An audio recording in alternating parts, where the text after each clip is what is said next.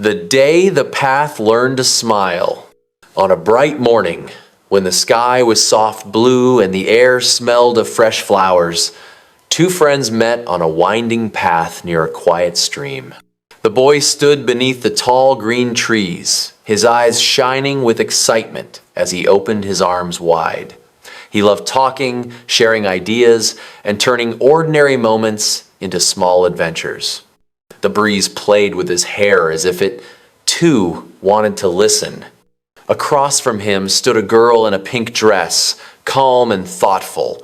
Her long braid rested gently on her shoulder, and her smile carried the warmth of kindness. She listened not just with her ears, but with her heart. Between them flowed a clear stream, whispering stories of mountains far away. A small wooden bridge curved gracefully behind the girl, waiting patiently for footsteps and laughter. Birds perched on a branch above, quietly watching the friendship unfold. "Do you ever feel," the boy said with a cheerful gesture, "that paths like this exist just so people can meet?" The girl smiled and replied softly, "Maybe they do. Maybe some paths are meant for conversations, not just walking." Flowers bloomed brighter as if agreeing. The wind slowed down. Even the stream seemed to pause. In that moment, the path learned something important.